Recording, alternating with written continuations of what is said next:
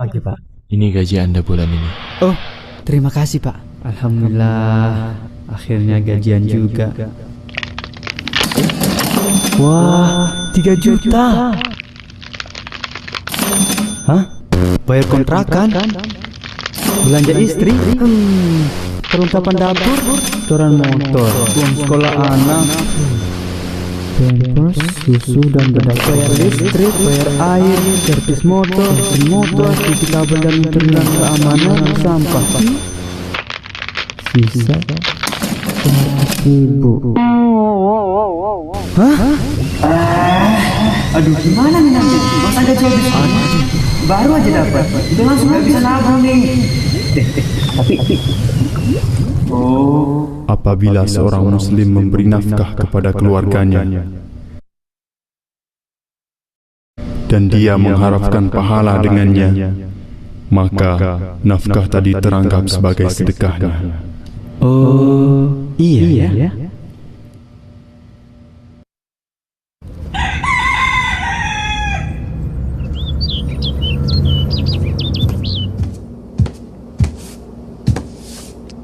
Dua 8 29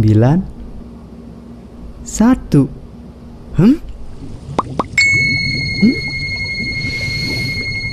Gajian! Yes! Ada 1 gajian. Silakan. Pagi, Pak. Ini gaji Anda bulan ini. Oh, terima kasih, Pak. Alhamdulillah, akhirnya gajian juga. Wah, 3 juta. Hah? Bayar kontrakan? Belanja istri? Perlengkapan dapur? Setoran motor, uang sekolah anak, pampers, susu dan bedak, bayar listrik, bayar air, servis motor, cuci kabel dan internet, keamanan, sampah. Sisa 100.000. Hah? Aduh, gimana nih nanti? Masa gaji habis? Baru aja dapat. Udah langsung bisa nabung nih. Tapi. Oh. Apabila seorang muslim memberi nafkah kepada keluarganya dan dia mengharapkan pahala dengannya, maka nafkah tadi teranggap sebagai sedekahnya. Oh, iya ya.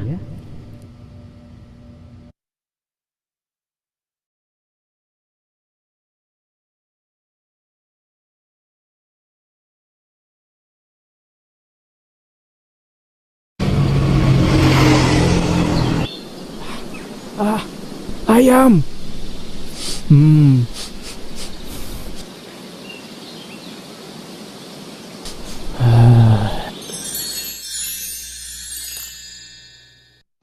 Wah.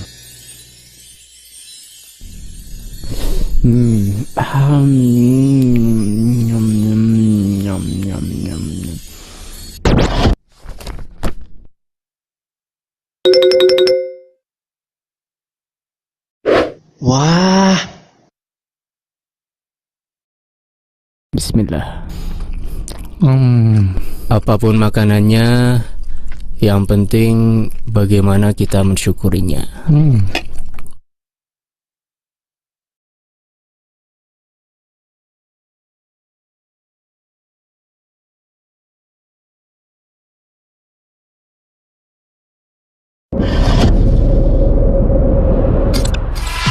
Orang yang mereka tenggelam dalam perbuatan kemaksiatan jenis apapun, Allah Subhanahu wa taala katakan, Ya ibadiyalladzina asrafu ala anfusihim la taqnatu min rahmatillah innallaha yaghfirudz dzunuba jami'a innahu huwal ghafurur rahim.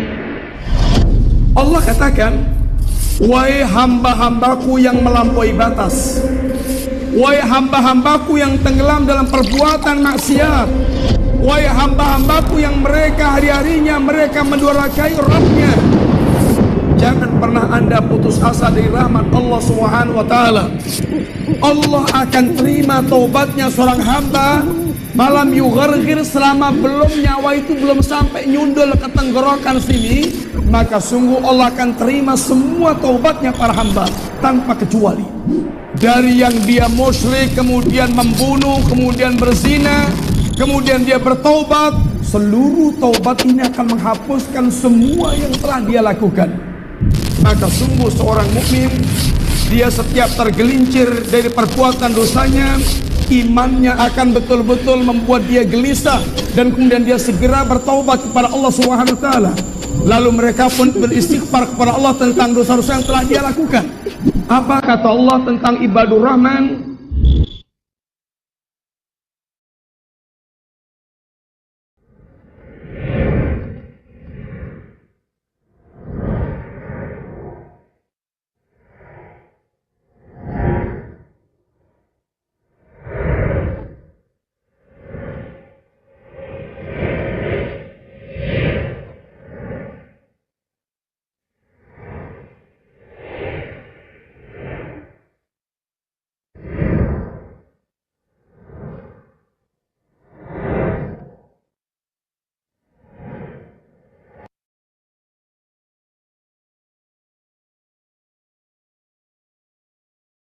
Baik, bismillahirrahmanirrahim. Assalamualaikum warahmatullahi wabarakatuh. Assalamualaikum Ustaz, bagaimana kabarnya?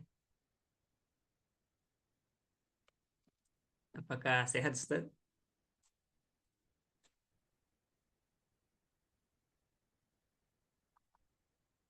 Apakah suara saya terdengar Ustaz?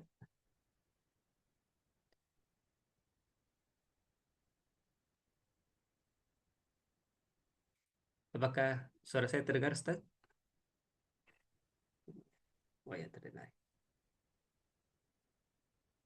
Suara Ustaz belum kita dengar Ustaz.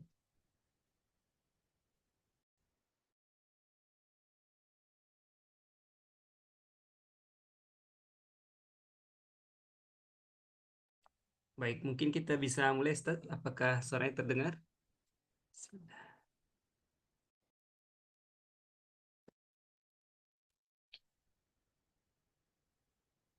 Alhamdulillah. Oh ya, baik Ustaz. Baik, mungkin kita bisa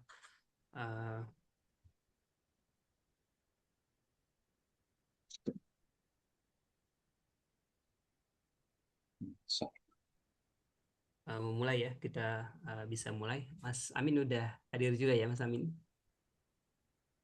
Oh ya, Alhamdulillah Mas Amin sudah hadir, Bu Wiwi, Bu Sila ya, Alhamdulillah udah hadir semua. Baik, kita bisa mulai dulu. Kita ada recording Ustaz, jadi walaupun mungkin peserta masih dikit, insya Allah kita akan upload di YouTube juga ya, buat teman-teman yang belum sempat hadir untuk melihat recordingnya. Baik, Bismillahirrahmanirrahim. Assalamualaikum warahmatullahi wabarakatuh. Seluruh peserta kajian KBMP, Alhamdulillah kita sudah masuk ke kajian yang kelima kalau tidak salah Ustaz ya. Dan kita akan melanjutkan bab taubat dengan bab taubat yang sudah yang kedua Ustaz ya. Jadi kami persilahkan kepada Ustaz untuk melanjutkan. Silahkan.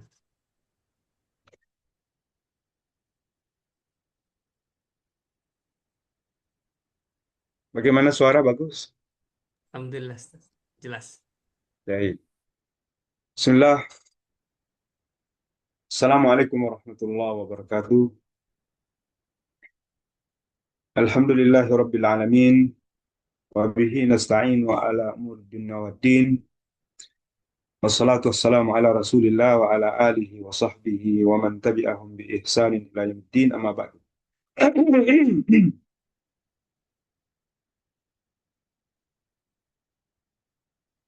Senantiasa kita memuji Allah Subhanahu wa taala bahwa di kesempatan sore hari ini kita dipertemukan oleh Allah Subhanahu wa taala dalam lanjutan kajian rutin kita di setiap pekan 2 dan pekan keempat. Dan alhamdulillah di hari ini kita berada di hari yang ketiga di bulan Rajab.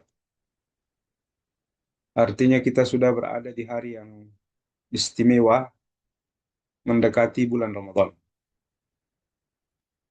Bulan Rajab yang disebut oleh para ulama bahwa dia adalah bulan di mana kita bercocok tanam. Dan di bulan Sya'ban sekarang ini, tanggal 3, waktu di mana disebut sebagai Syahru As-Sa'i, bulan untuk memelihara tanaman. Bulan di mana apa yang kita lakukan di bulan Rajab itu yang kita jaga, kita pelihara. Dan nanti insya Allah ketika kita berjumpa dengan Ramadan, maka kita akan menuai kebiasaan baik yang kita tanam di bulan Rajab dan bulan Sya'ban.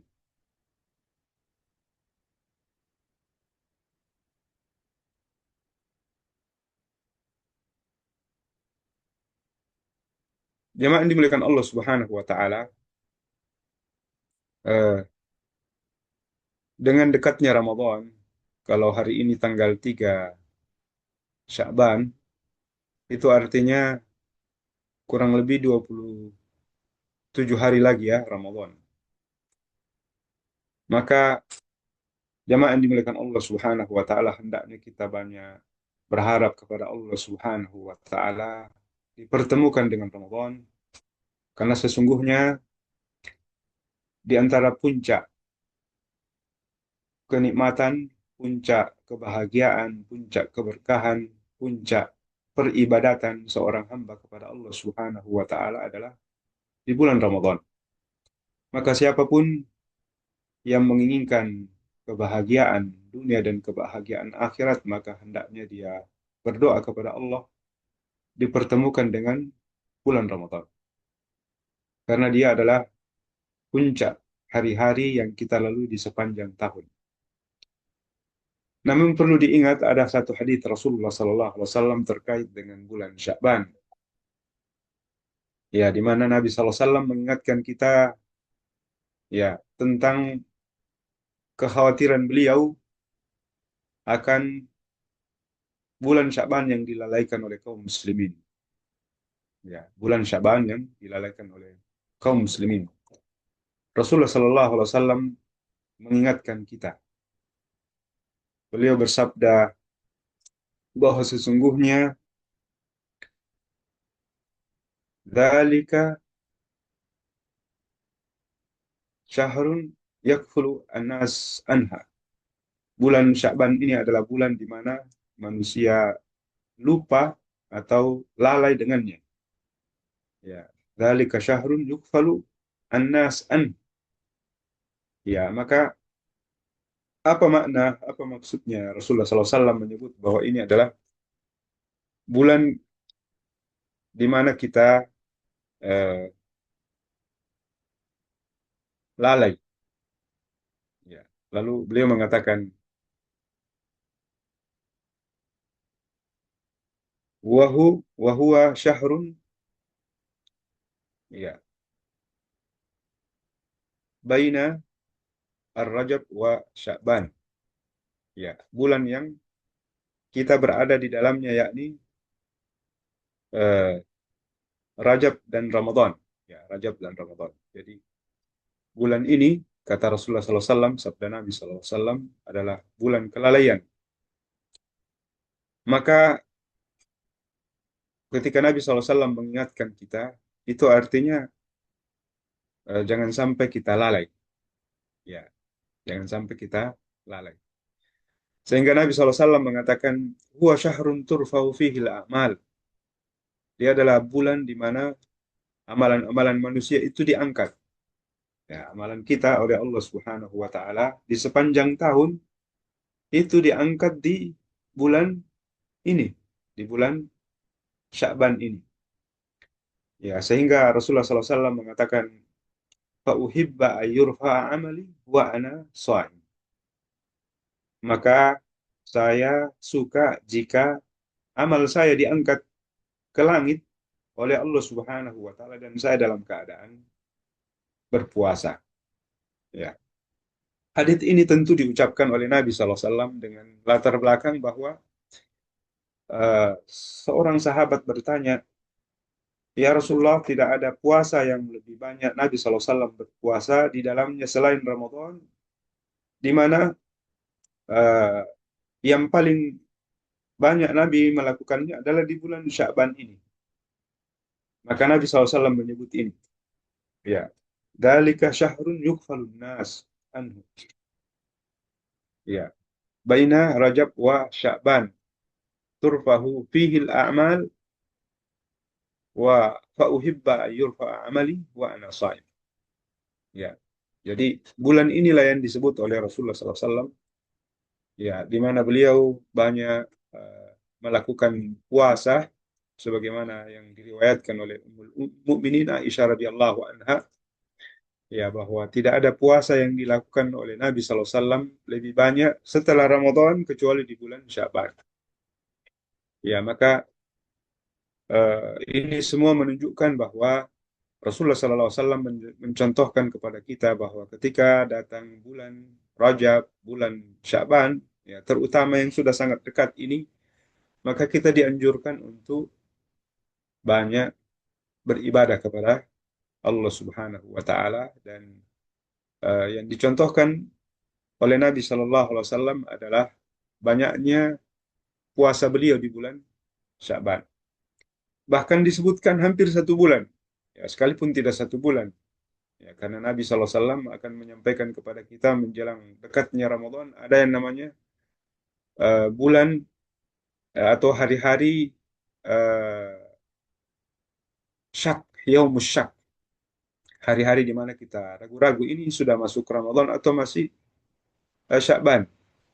Ya, sehingga Nabi di hari-hari itu tidak berpuasa. Jadi maknanya Nabi SAW tidaklah berpuasa penuh, ya, di bulan Sya'ban, tapi sangat banyak puasa beliau di bulan Sya'ban. Nabi SAW juga menyebut tentang, ya, bulan Sya'ban ini adalah, ya, Syahru Al-Qurra, bulannya para pembaca Quran. Ya, jadi Nabi memotivasi kita untuk banyak membaca Al-Quran. Bulannya para Qurra, yakni para pembaca Quran. Baik itu yang memang membaca saja atau yang memang memurajaah hafalan. Ya, sehingga orang-orang yang hafal Quran 30 juz itu waktu di bulan Sya'ban ini adalah waktu di mana dia memurajaah hafalan, karena dia mempersiapkan nanti menjadi imam atau dia salat lail, ya, di bulan-bulan Ramadan. Maka kita juga sama. Kita juga, ya, sama bahwa kita dianjurkan untuk banyak membaca Al-Quran di bulan-bulan ini. Bulan-bulan Sya'ban. Karena nanti ketika kita sudah terbiasa dengan mengulang-ulang bacaan, membaca Al-Quran, maka nanti ketika berjumpa dengan Ramadan, kita akan lebih mudah untuk melakukan apa yang disebut dengan Syahru Al-Quran, bulan Al-Quran.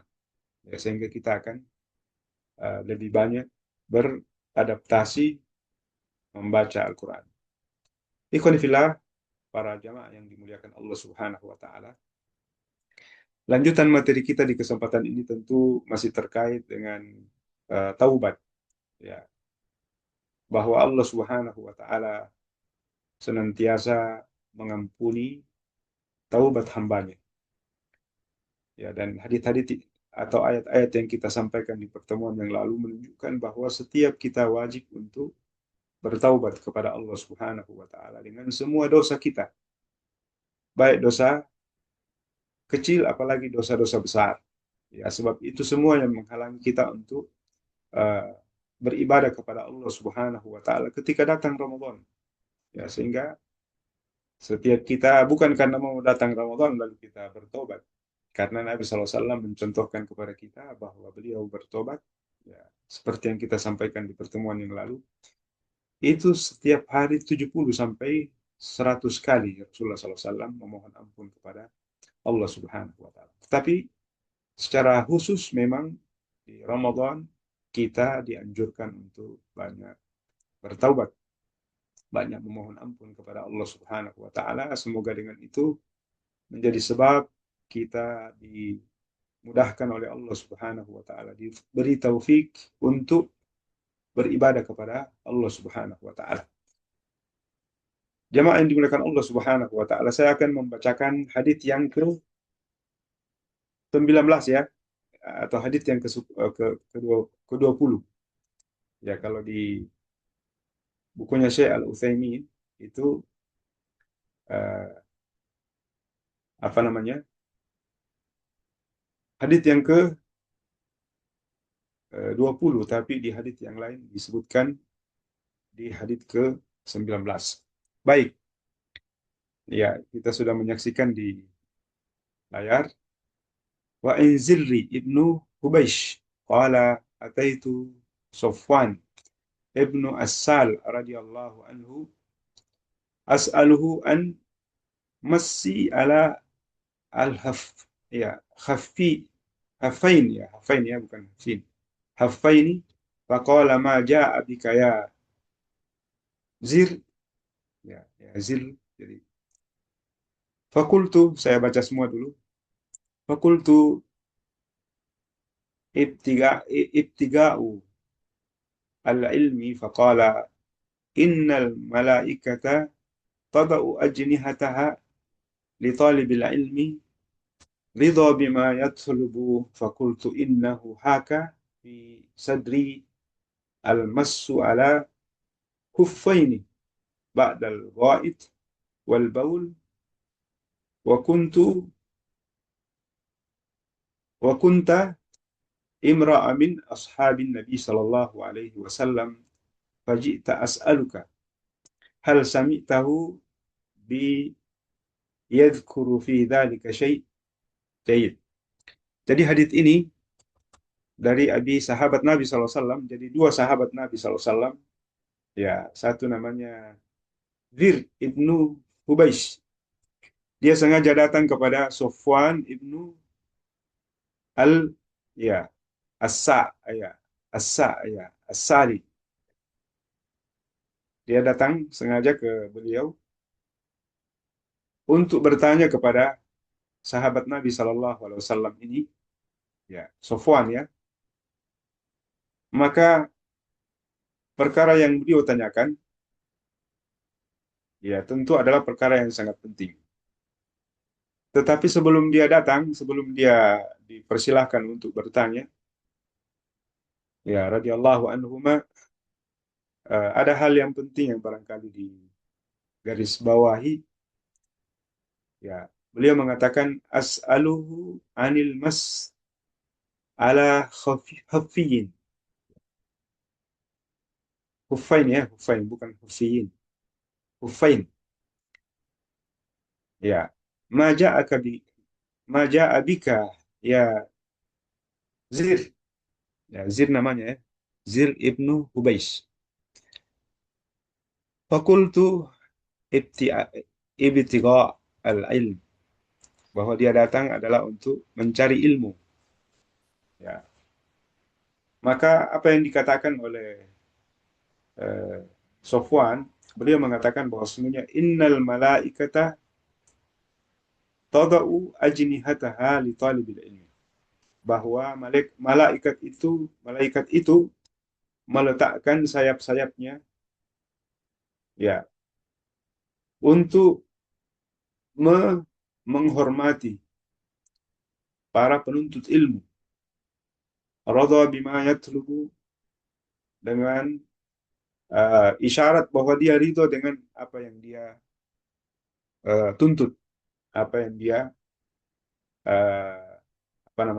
apa yang dia cari, ya, dari menuntut ilmu itu. Maka fakultu, dia mengatakan, saya berkata, innahu haka fi sadri mashu ala huffaini. Saya ini ada keraguan sedikit, ya, dengan perkara membasuh huf, ya, membasuh dua huf ya. Huf itu sepatu yang di atas lutut, ya, sepatu yang di atas lutut. Ba'da al-ghaid wal baul, setelah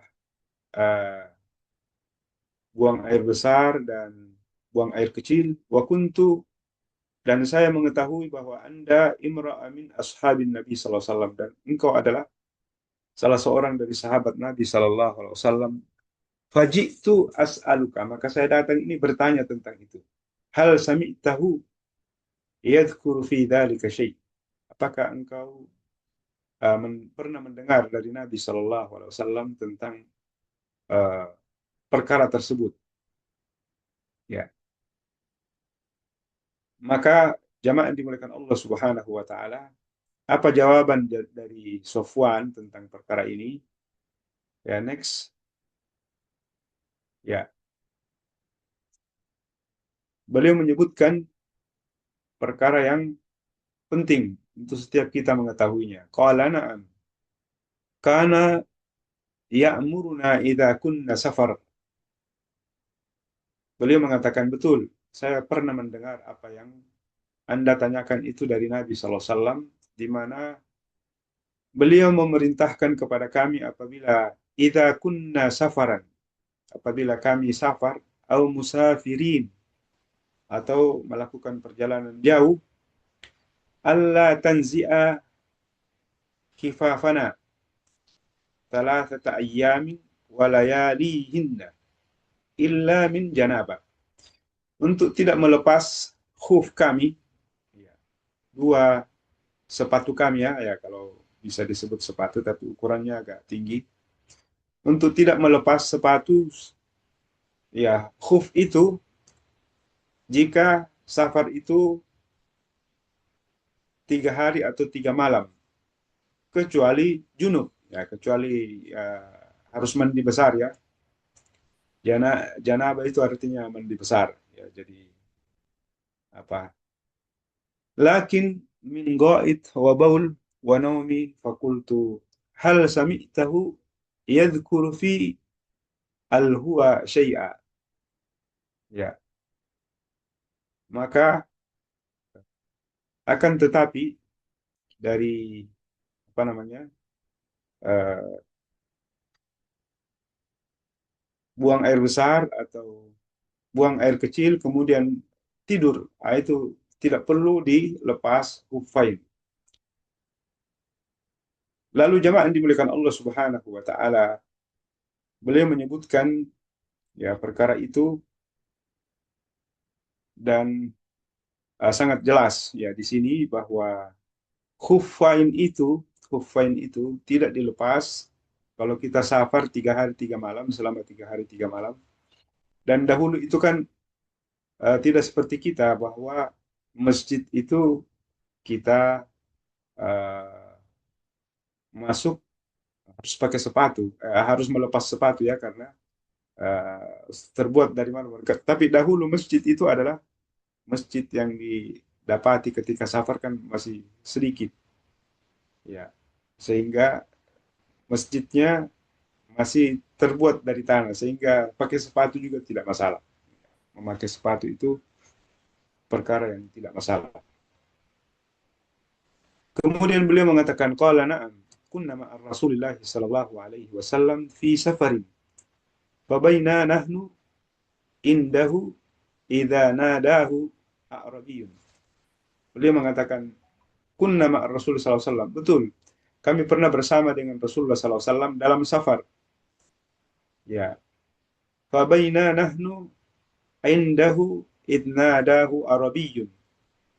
Maka kemudian datang seorang Arab gunung, ya, Arab Badui, ya, Arab Badui. Bisautilahu jahawari, agak besar suaranya, ya, karena yang namanya Arab gunung itu memang kurang etika, ya. Dia jauh dari kota, jauh dari kehidupan masyarakat, jadi dia tinggal di pegunungan. Maka dia datang kepada Nabi sallallahu alaihi wasallam dengan suara yang agak besar. Ya. Dia mengatakan, ya Muhammad, dia berkata besar dengan menyebut Rasulullah SAW dengan kata yang agak besar. Fa'ajabahu Rasulullah SAW. Maka Rasulullah SAW menjawabnya dengan suara yang mirip dengan suara tekanan suara orang itu. Ya, nahwi min sautihi, mirip dengan suara itu. Faqultu lahu waihak. Lalu saya menegur dia, celaka engkau. Uqdud min sautik. Rendahkan suaramu.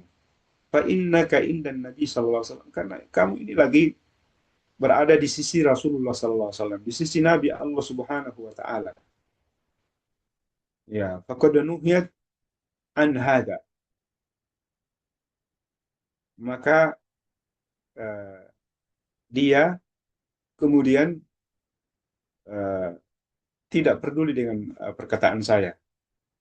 Tapi dia mengucapkan kalimat yang sangat indah, dan ini barangkali perkataan yang harus kita jaga dengan baik. Ya. Next. Ya, jadi faqala wallahi la a'dud. Qala al-a'rabiyyu al-mar'u yujibu al-qawmi walamma yalhaqu bihim. Ya. Orang Arab Badui ini mengatakan, tidak, demi Allah saya tidak akan merendahkan suara saya. Ya, kemudian dia mengatakan, ya, al-mar'u yuhibbul qaum. Seseorang itu mencintai suatu kaum, tapi dia tidak sederajat. Ya, maksudnya Arab Badui ini juga menyadari bahwa dia adalah orang yang jauh dari amal yang baik, dari amal soleh, dari kebaikan-kebaikan. Ya, tapi dia mencintai suatu kaum, yakni mencintai Rasulullah Sallallahu Alaihi Wasallam. Qala Nabi Sallallahu Alaihi Wasallam, maka apa jawaban dari Nabi Sallallahu Alaihi Wasallam? Ya, al-mar'u man ahabbu yaumal qiyamah. Ya, seseorang itu akan bersama dengan siapa yang dia cintai pada hari kiamat. Ya, ini kalimat yang indah yang disampaikan oleh Rasulullah SAW. Jadi kata-kata Nabi SAW, seseorang itu akan bersama dengan siapa yang dia cintai pada hari kiamat. Jadi kalau kau mencintaiku, maknanya adalah, maka kamu akan bersama dengan saya pada hari kiamat. Fama zala yuhaddithuna hatta dzakara baban min maghribi masirahu 70 aman arduhu aw yasiru ar-rabi'u fi ardihi 40 aw 70 aman. Ya. Maka tidaklah kemudian ditambah, ya, hadits ini, perkataan Rasulullah Sallallahu Alaihi Wasallam ini, ya, melainkan apa yang kami dapatkan, apa yang disebutkan dalam hadits ini, ya, bahwa seseorang terus bercerita, ya, dan menyebut satu pintu dari maghrib yang perjalanannya pada lebarnya, atau penunggang kendaraan berjalan dengan lebarnya selama 40 atau 70 tahun. Jadi jamaah yang dimuliakan Allah Subhanahu wa taala, ada satu pintu yang disebut dalam hadits ini oleh Rasulullah SAW, di mana satu pintu itu lebarnya adalah selama 40 tahun atau 70 tahun perjalanan. Ya, jadi bisa dibayangkan bagaimana ada satu pintu di dalam surga Allah Subhanahu wa taala, ternyata, ya, lebarnya, besarnya adalah arba'ina atau sab'ina aman, 40 tahun atau 70 tahun. Ya. Qala Sufyan ahadur ar-riwah. Ya, ini kata, ya, yang dikatakan oleh Sufyan, salah seorang dari periwayat hadits ini. Qabala Syami khalaqahullahu ta'ala yawma khalqas samawati wal ard. Ya, maftuhan littaubah la ya'luqa la ya'luqu hatta yatlu asy-syams minhu. Ya. Hadis ini menunjukkan bahwa sesungguhnya beliau menjelaskan bahwa sesungguhnya pintu itu ya diciptakan oleh Allah Subhanahu wa taala sejak diciptakannya langit dan bumi, dan pintu taubat itu ini garis yang kita garis bawah adalah pintu taubat itu akan senantiasa terbuka sampai sebelum terbenamnya matahari dari arah barat.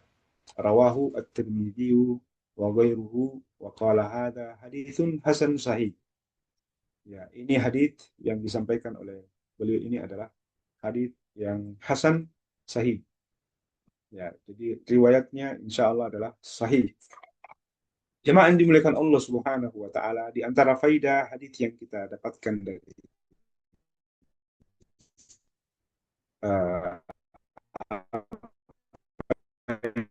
kita bacakan ini, ya,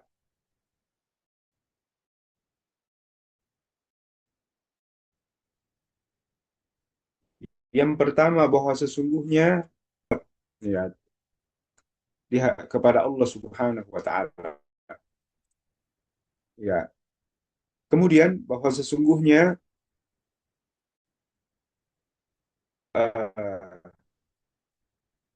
sahabat Nabi Shallallahu Alaihi Wasallam namanya Zir bin Hubaysh ini adalah seorang penuntut ilmu yang lain, dan jamaah yang dimuliakan Allah Subhanahu wa taala bahwa orang yang menuntut ilmu itu besar sekali ya faidah yang akan ditunjukkan oleh Allah Subhanahu wa taala.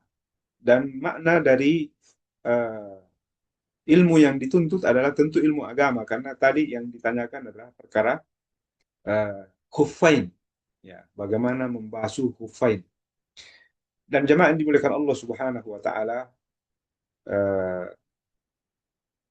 adapun mempelajari ilmu yang lain, mencari ilmu yang lain, tidak sebagaimana yang dikatakan oleh sahabat Nabi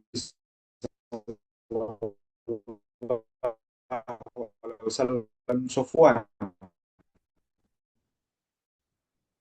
ya, bahwa malaikat itu merendahkan sayapnya untuk menghormati, berada di halak bagian di mana Allah Subhanahu wa taala mencintai kita dengan mengutus malaikat yang kemudian dengannya merendahkan ya sayap-sayapnya menghormati para penuntut ilmu. Ya, maka jamaah yang dimuliakan Allah Subhanahu wa taala, ilmu yang dengannya Allah Subhanahu wa taala memuliakan kita dan mengirim malaikat khusus untuk memuliakan, menghormati kita adalah tentu ilmu yang berkaitan dengan agama. Adapun selainnya maka tentu tidak masuk dalam bagian ini. Jamaah yang dimuliakan Allah Subhanahu wa taala, apa yang disampaikan oleh Rasulullah SAW tentu adalah bagi kita seakan-akan kita berhadapan dengan Rasulullah SAW. Seakan-akan kita mendengarkan apa yang dijelaskan oleh Rasulullah SAW. Ya, dan menuntut ilmu ya terkait dengan apa yang datang dari Al-Quran dan Sunnah Nabi SAW, ini bagian dari jihad di jalan Allah Subhanahu wa taala, bahkan lebih mulia dari yang namanya jihad. Mengapa? Karena jihad itu sendiri butuh ilmu. Jihad itu sendiri ya membutuhkan ilmu, bahwa ya seorang mujahid itu kan tidak boleh berjalan sendirian, berjalan apa maunya, berjalan pergi berperang, tidak ada ilmu. Dia harus berilmu, bahkan dia harus tahu bagaimana pembagian harta rampasan perang, bagaimana pohon-pohon tidak boleh ditebang, tidak boleh tidak boleh menyakiti binatang. dan sebagainya ketika peperangan. Itu kan perlu ilmu. Sehingga kata para ulama bahwa menuntut ilmu itu bisa lebih tinggi derajatnya daripada orang yang uh, pergi berperang di jalan Allah Subhanahu wa taala. Maka jamaah yang dimuliakan Allah Subhanahu wa taala, ya kita semestinya tidak kemudian memandang enteng untuk berada di majelis-majelis ilmu. Ya, dimanapun kita berada, mau di kantor atau di perumahan kita masing-masing, hendaknya kita adalah orang-orang yang suka untuk berada di majelis-majelis ilmu. Berikutnya jamaah yang dimuliakan Allah, yang ditanyakan oleh Zaid, ya, yang ditanyakan oleh beliau, ya, Sir kepada Sofwan radhiyallahu anhuma, adalah tentang khuffain. Ya, ada kalimat yang disebutkan oleh Ali bin Abi Thalib. Beliau mengatakan, seandainya agama ini berdasarkan akal, ya maka ya khuffain itu tidak dibasuh dari atas, pasti dari bawah. Ya. Jadi sepatu ini kalau mau dibersihkan kan mestinya dari bawah, tapi Nabi SAW mengatakan dibasuh di atasnya. Ya, maka ini menunjukkan, ya, jadi ini hadis yang diriwayatkan oleh Nabi SAW tentang khuffain ini adalah hadis yang disebut sebagai hadis yang diriwayatkan oleh lebih dari 40 sahabat. Ya, jadi kita tidak ragu tentang kesahihan dari hadis ini. Ya, maka jamaah yang dimuliakan Allah Subhanahu wa taala, ketika kita bersafar, maka di antara sunnah Nabi sallallahu alaihi wasallam adalah kita tidak melepaskan sepatu. Ya, kalau sepatunya adalah sepatu biasa yang barangkali di bawah mata kaki, maka penggantinya tentu adalah kaos kaki. Ya, mungkin nanti ada pertanyaan atau nanti kita kembangkan tentang perkara ini. Kita akan mengembangkan tentang perkara yang disebutkan oleh Rasulullah SAW. Tapi jamaah yang dimuliakan Allah Subhanahu wa taala, bahwa kadang-kadang kita kalau tidak belajar dengan perkara seperti ini, kita pada saat dalam keadaan safar itu kadang-kadang kita menyiksa diri, padahal ada yang diringankan oleh Allah Subhanahu wa taala. Ya, seperti ya membasuh ya sepatu, ya, atau membasuh kaos kaki. Kalau di sini adalah khuffain. Ya, tidak perlu kita buka kaos kaki, buka sepatu lalu mencuci kaki. Tidak perlu. Ya, cukup dibasuh saja dengan air di atasnya. Ya, sama juga dengan safar. Ya kan mestinya kita sholat 2 rakaat saja, itu duhur, 2 rakaat asar. Dipadukan, di jamak takhir atau di jamak di awal waktu, boleh di akhir waktu. Mau dijamak di duhur saja atau nanti dijamak di asar saja. Maka jamaah dimuliakan Allah, kalau kita ada pemahaman ilmu tentang perkara ini, maka dia menjadi mudah. Ya, sabar itu menjadi perkara yang mudah. Kemudian jamaah yang dimuliakan Allah Subhanahu wa taala, jadi syarat di antara perkara yang kita harus ketahui mengapa boleh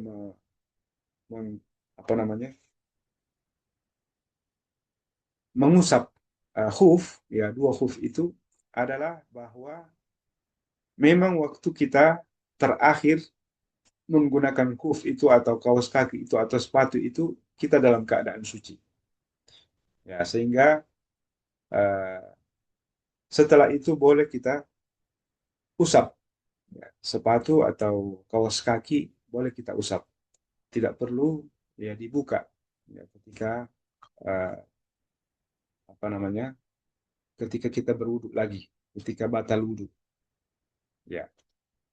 Lalu jamaah yang dimuliakan Allah Subhanahu wa taala, perkara yang lain yang terkait dengan ini adalah bahwa boleh mengusap khuf, ya, ketika bersuci dari hadat kecil, Ya, hadat kecil saja. Tadi disebutkan adalah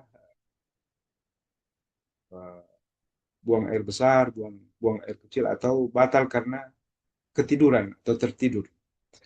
Ya, sehingga setelah kita bangun boleh membasuh khuf atau mengusap khuf. Berikutnya jamaah yang dimuliakan Allah Subhanahu wa taala, perkara yang berikutnya adalah mengusap khuf itu ada waktunya. Ya, ada waktu yang ditentukan oleh Rasulullah sallallahu alaihi wasallam. Ya, bagi kita yang mungkin ya ternyata bisa kalau itu dipakai sehari semalam. Tapi kalau musafir maka syaratnya harus ya tiga hari tiga malam. Ya, jamaah yang dimuliakan Allah Subhanahu wa taala, perkara yang lain yang disebutkan adalah ya bahwa Zir ini bertanya lagi kepada Sofwan ya, tentang al-hawa atau cinta atau kecondongan yang tadi disebutkan ya, eh, tentang orang Badui, Arab Badui ini. Dia mengatakan saya mencintai suatu kaum tapi saya tidak serupa dengan amal saya. Maknanya saya mencintai Rasulullah SAW, saya mencintai Muhammad tapi amal saya ini bagaimana? Tidak seimbang. Nah, maka jamaah yang dimuliakan Allah, kita juga sama. Ya, jangankan kita, Imam Ahmad ibn Hanbal saja, ya dahulu pernah mengatakan, uhibbus salihin walastu minhum, la'alli an anala bihim syafa'atan. Dia mengatakan, saya mencintai orang-orang soleh. Ya, orang-orang soleh yang dia maksudkan adalah sahabat Nabi SAW. Bahkan ada yang menyebut Umar, Abu Bakar As-Siddiq, Umar bin Khattab, Utsman bin Affan, Ali bin Abi Thalib. Dia sebut seperti itu. Saya mencintai mereka. Tapi beliau mengatakan, walastu minhum, tapi saya bukan seperti mereka, bukan orang soleh seperti mereka. La'alli an anala bihim syafa'atan. Semoga dengan mencintai mereka, mengenal mereka, menjadi pemberi syafaat. Maka jamaah yang dimuliakan Allah Subhanahu wa taala, ternyata untuk bersama dengan orang yang kita cintai cukup dengan cinta. Cukup dengan mencintai dia. Ya.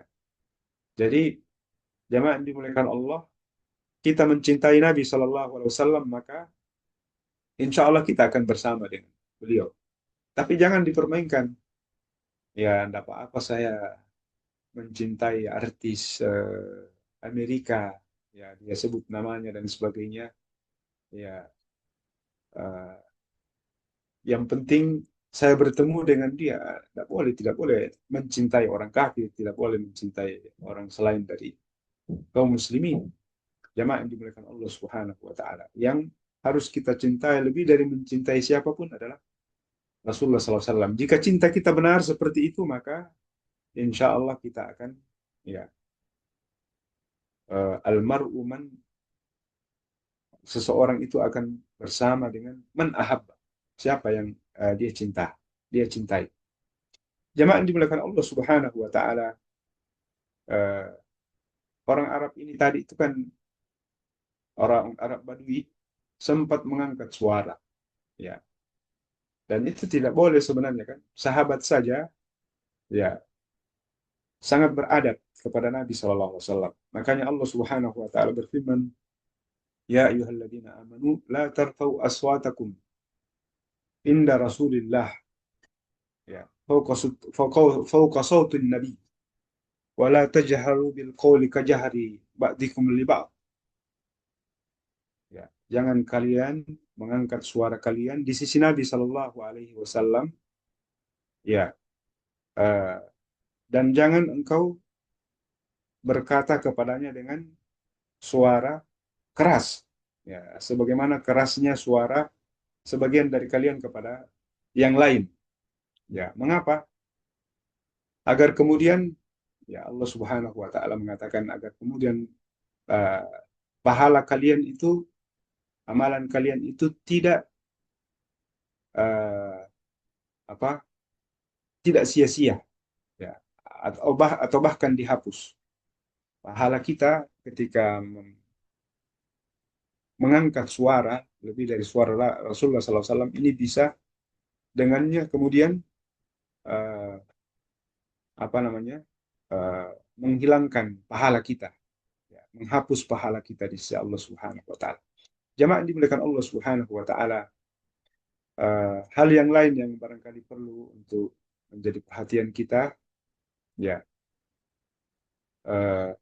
perkataan yang sama yang saya sebutkan tadi, bahwa Anas bin Malik radhiyallahu anhu, beliau mengatakan, uhibbu Abu Bakrin, uhibbu Umar, la'alli anala bihi.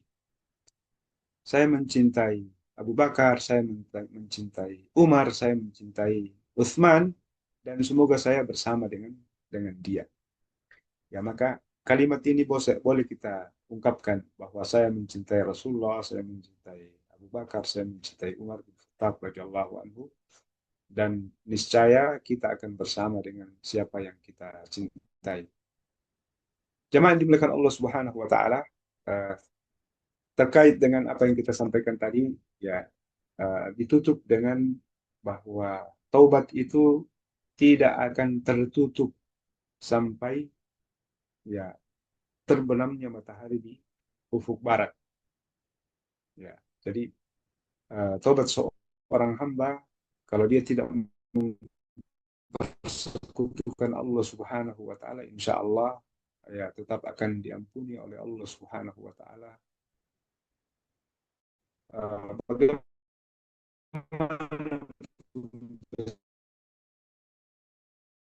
besarnya dosanya? Yang penting bukan seorang yang membunuh 99, 100 orang, tapi Allah Subhanahu wa taala begitu besar maghfirahnya, kasih sayangnya, cintanya, lalu orang itu diampuni oleh Allah Subhanahu wa taala. Dan jamaah dimuliakan Allah Subhanahu wa taala, banyak hadis-hadis yang, ya, setelah ini menjelaskan kepada kita bagaimana Allah Subhanahu wa taala begitu besar kasih sayangnya kepada kita, dan Allah akan mengampuni siapapun yang meminta ampun kepadanya, bagaimanapun besarnya dosanya kepada Allah Subhanahu wa taala. Barangkali ini, dan barangkali kita bisa mengembangkan percakapan kita mengenai hadis yang ke-19 ini dan ke-20 dalam bincang-bincang atau tanya jawab, ya. Barakallahu fikum. Walhamdulillahirabbil alamin. Subhanakallahumma wa bihamdika asyhadu an la ilaha illa anta astaghfiruka wa atubu ilaik. Alhamdulillah, barakallah Ustaz atas penjelasannya. Kemudian kita buka sesi tanya jawab. Apakah ada dari peserta webinar yang dari peserta kajian yang akan bertanya? Jika ada bisa via chat atau juga bisa langsung, ya.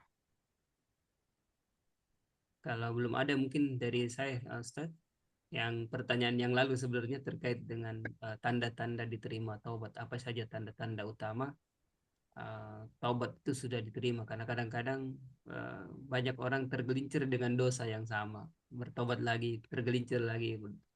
Ini gimana caranya mengetahui apakah taubat kita diterima atau tidak? Jazakallah.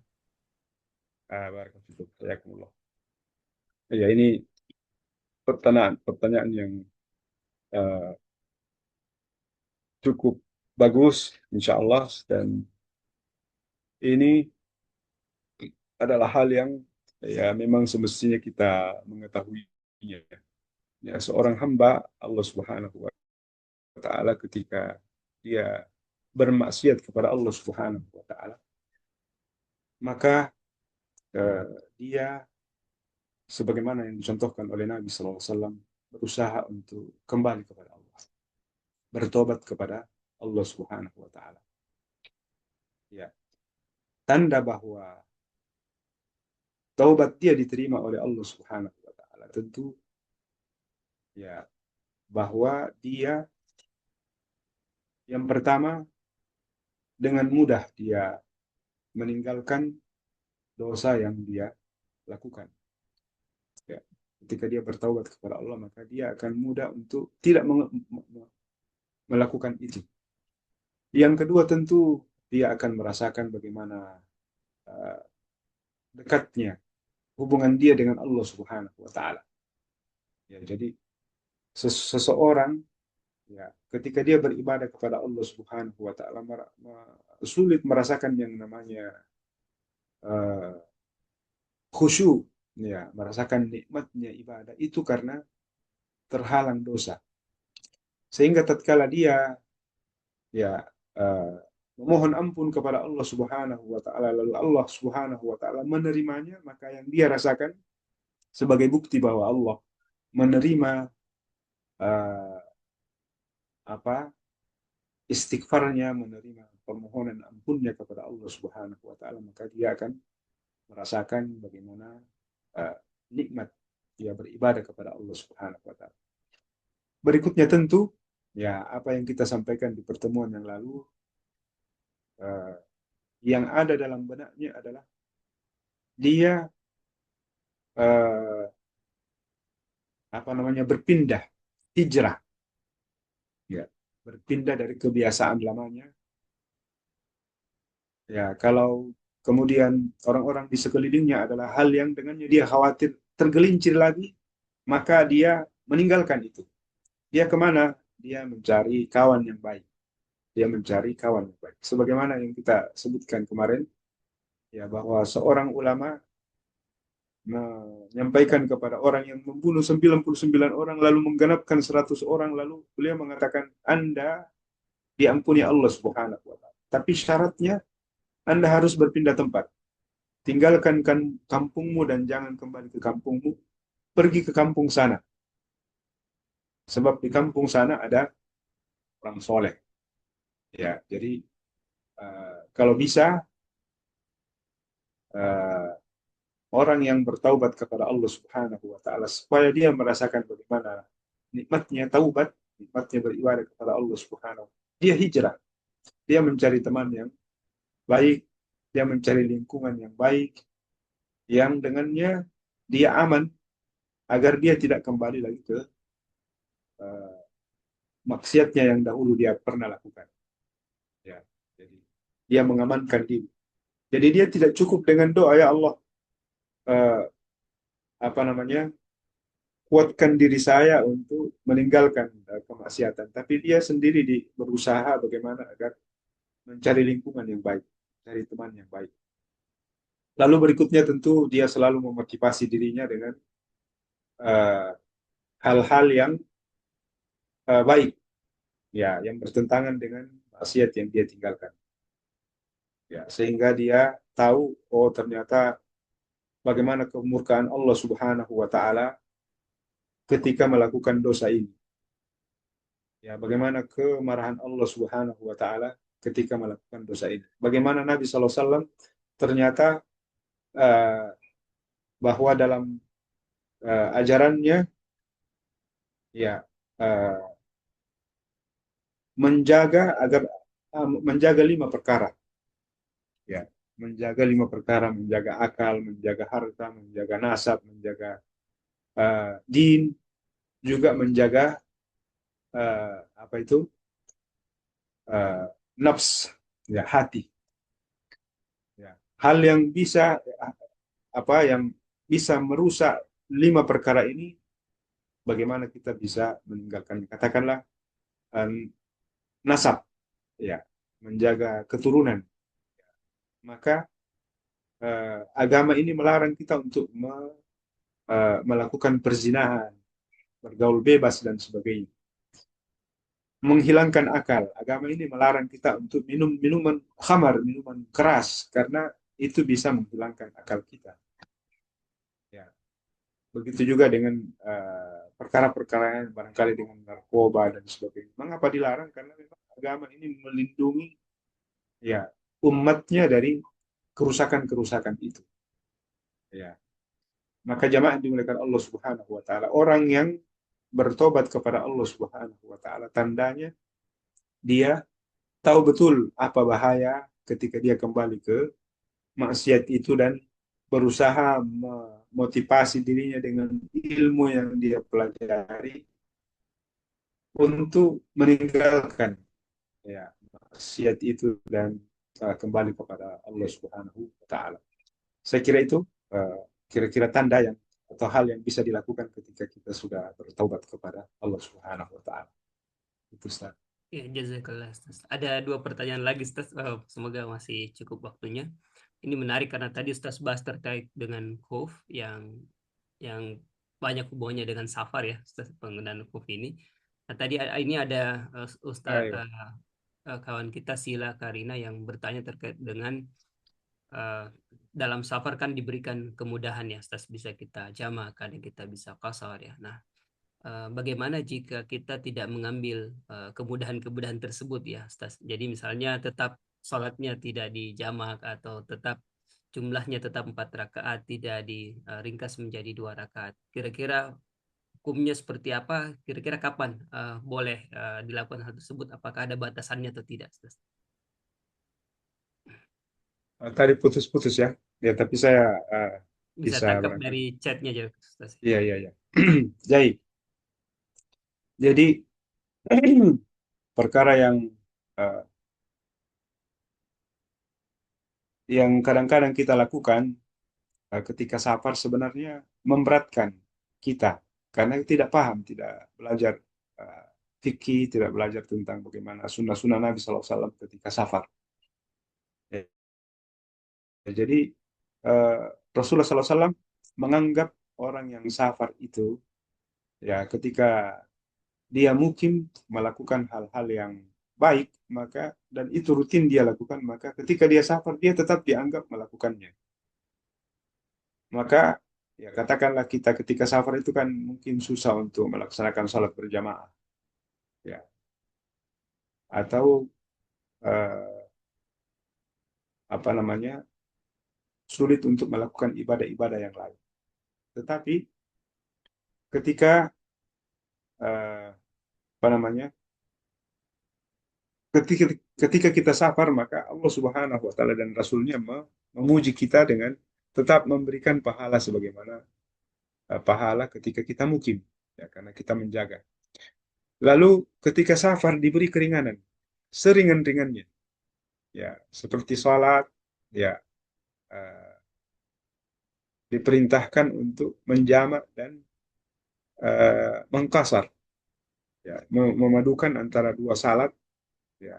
Salat yang bisa dipadukan adalah ya tentu duhur asar, lalu maghrib isya.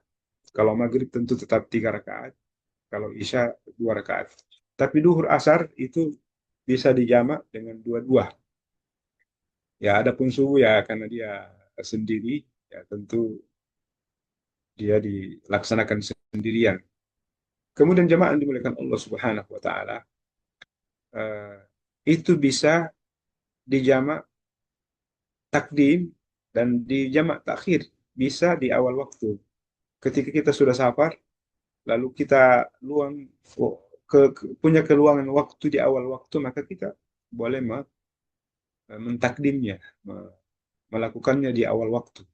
Umpama duhur asar, kita ada keluangan waktu di waktu duhur, maka lakukan di waktu duhur dua-dua. Ya. Kalau mau berjamaah silahkan, tapi kalau tidak juga, maka tetap oleh Allah Subhanahu wa taala kita dianggap ya dapat pahala berjamaah karena kita ketika tidak safar atau mukim, kita tetap menjaga yang namanya salat berjamaah. Lalu jamaah yang dimuliakan Allah juga yang menjadi keringanan adalah bahwa tidak perlu ada sholat sunat. Tidak ada sholat sunat itu kalau kita safar. Yang wajib saja di ya kasar, yang wajib saja dijamak, apalagi melakukan yang sunnah. Namun Nabi SAW ketika safar, beliau tidak pernah meninggalkan yang namanya sunnat, ya sholat sunat sebelum subuh ya, 2 rakaat itu. Karena pahalanya rakaatain qabla subhi khairun minad dunya wa ma fiha. 2 rakaat sebelum subuh itu, ya sholat sunat maksudnya, itu pahalanya sama dengan lebih baik dari dunia dan seisinya. Ya, lebih baik dunia dan ya. Berikutnya tadi yang kita sampaikan tentang kemudahan untuk tayamum juga ya, boleh juga tayamum. Ya, kalau kita safar tidak ada air, maka kita kesulitan, boleh. Lalu berikutnya, kalau air tentu tidak masalah, maka hal yang tadi kita sampaikan, ya boleh untuk membasuh khuffain. ya, sepatu atau kaos kaki. Ya, kalau sepatu bagaimana? Yang disyaratkan dia di atas mata kaki. Dan itu huf yang dipakai oleh orang-orang dahulu memang adalah sepatu yang di atas kaki, dipakai ketika tidur, dipakai dalam perjalanan, maka itu meringankan kita untuk tidak membukanya ketika berwudu. Cukup dibasuh saja di atasnya. Ya. Kira-kira hal seperti itu yang barangkali menjadi keringanan ketika kita safar. Ya, Ustaz, tapi tadi pertanyaan intinya kalau misalnya memilih untuk tetap melaksanakan tidak mengkasar, tidak menjama, itu hukumnya seperti apa, Ustaz, dalam safar? Jadi ya bagus ya pertanyaannya. Jadi Rasulullah SAW menyebut bahwa ketika kita dalam keadaan safar, ya maka sesungguhnya Allah Subhanahu wa Ta'ala memberikan apa yang disebut dengan hadiah. Jadi kita diperintahkan untuk mengambilnya, ya hadiah itu, ya keringanan itu. Ya, adapun kalau kita tidak mau mengambilnya, ya tentu ya tidak ada masalah. Silahkan menjalankan seperti biasa, tetapi pesan Nabi SAW ketika Allah Subhanahu Wa Taala memberimu keringanan maka ambil, karena itu yang lebih dicintai Allah Subhanahu Wa Taala daripada kita melaksanakannya secara sempurna. Ya. Jadi dia adalah keringanan dari Allah Subhanahu Wa Taala dan Rasulnya yang lebih utama untuk kita mengambilnya, lebih utama untuk kita melaksanakannya daripada salat normal. Ya. Jazakallah, Ustaz. Ini ada pertanyaan yang kedua lagi, Ustaz, terkait dengan safar wanita nih, Ustaz. Tanpa mahram. Ini apakah boleh hanya ditemani wanita yang dipercaya saja, baik itu ibu atau teman? Jadi bersafar tanpa mahram, hukumnya seperti apa? Misalnya melakukan umroh tanpa mahram, haji tanpa mahram, atau perjalanan yang mungkin agak jauh, Ustaz, tapi tanpa mahram. Masya Allah. Ini betul pertanyaan yang perlu untuk setiap kita memahaminya. Ya, bahwa wanita dalam Islam ya sangat dijaga, sangat dilindungi, sangat dihormati. Sehingga mengapa ada anjuran bahwa ketika wanita safar itu harus didampingi oleh mahram. Didampingi oleh mahram. Karena ya mungkin sekarang kita mengatakan ini kan sudah zaman modern, sudah beda, tidak ada bedanya antara zamannya Rasulullah SAW dengan zaman modern, ya zaman kita sekarang. Tetap kita ya menjaga yang namanya syariat Allah Subhanahu Wa Taala. Ketika wanita safar, maka hendaknya kita tetap bersama dengan mahram kita. Ya, berusaha semaksimal mungkin seperti itu. Dan mahram itu kan banyak. Ya, adik kita yang sudah balik, ya, kalau orang tua barangkali berhalangan, orang yang seusia dengan itu yang bisa melindungi kita dalam perjalanan dan sebagainya. Bisa, ya, bisa kita melakukannya. Adapun keringanan yang bisa disampaikan, ya, keringanan yang ya terkait dengan perkara safar wanita adalah ketika berombongan. Ya. Dan ini ya keringanan yang sesungguhnya dianggap makruh, ya, karena tetap diperintahkan wanita itu bersama dengan ya, mahramnya. Ya, maka jamaah yang dimuliakan Allah Subhanahu Wa Taala, seperti kalau kita di kantor barangkali ada kesepakatan untuk umroh, tapi rupanya yang mendapatkan kesempatan adalah yang dibiayai oleh perusahaan umpama kita saja, sementara pasangan kita tidak diikut sertakan. Maka ya tentu ketika berombongan seperti itu ada keringanan seperti itu. Tapi sekali lagi kalau bisa, kalau bisa kita tetap bersama dengan eh, apa namanya mahram.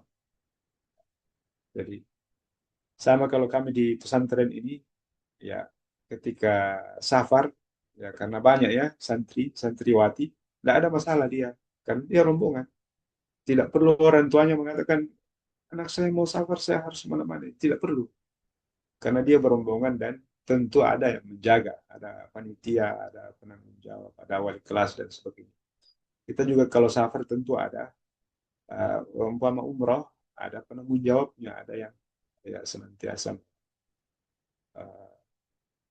mengawasi. Ya, tapi sekali lagi keringanan itu adalah ketika kita berombongan, tidak ada masalah. Ya.